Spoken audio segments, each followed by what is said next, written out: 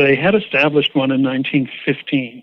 That's 1 year after Cleveland, the first one in America. They had established enough permanent endowment, I think in the hands of maybe one bank, two banks, that they had a small grant-making program, which was still in existence by the time I arrived in Michigan in 1979. But it was only about a corpus of about $1 million.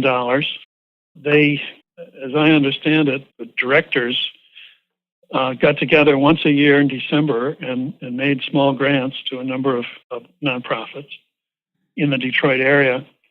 There was no outreach. There was no attempt to build it. And in fact, it had reverted to a private foundation status and controlled by a bank trustee, which one I don't remember. So Homer Wadsworth was, at that time in 1979, was the executive director of the Cleveland Foundation, the first and among the larger of the community foundations then. He came to a meeting in Detroit, and I sat next to him. I'd known him from those community foundation meetings, and he said, well, never understood why you don't have a community foundation here in Detroit. He pledged himself to come help if there was anybody ever got interested in this. So what I did was to write a letter. Actually, I was sitting next to the then director of the separate but linked research arm for the United Way, something community service. I can't remember the name.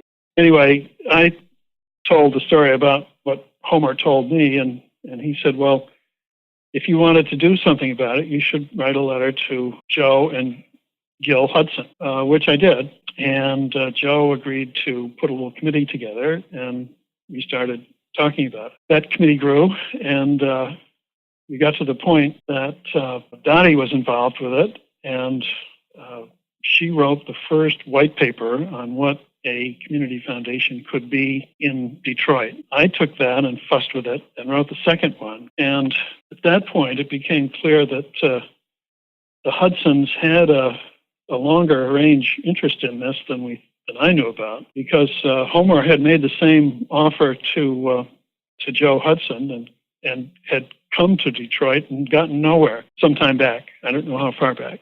So with the fortuity of bumping into Homer Wadsworth again, with the persistence of Homer Wadsworth to proselytize, with the continuing interest on the part of the Hudsons, I suppose Dottie and I were the sort of the newcomers on the scene as far as Detroit was concerned, sort of new legs in a way, she being very familiar with other Michigan community foundations, and I having just left one. It all kind of came together. There were a lot of issues, and it took about 2 years, I think, but finally it did.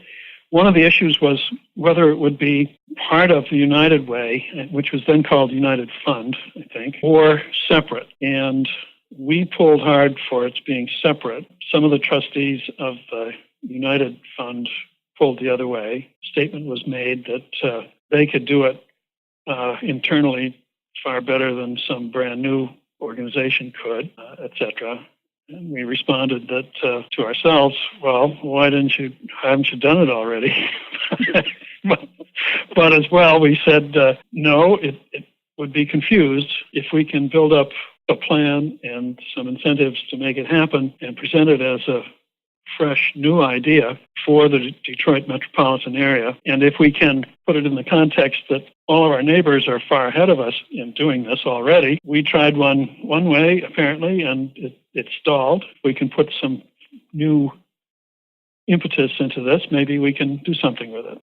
Ultimately, the Hudson Weber Foundation put up, I believe, $100,000 to give it 3 years of running time so that the bills could be paid. United Way, I believe, also put in a grant for a six-figure amount. I'm not sure exactly what that was. Can't remember now. And they offered office space. Miriam Noland was hired from the Minneapolis Foundation. And, Dick Hughley, that was his name. He was the starting director while they were doing the search for the permanent director. He had no intent of staying longer. He had already retired from the community organization whose name I cannot remember. I proposed to Bill Baldwin and Ted Taylor, Ted having been very much involved with this also on the same committee, which had grown quite a bit, that we find a way to support this new activity while at the same time taking Kresge out of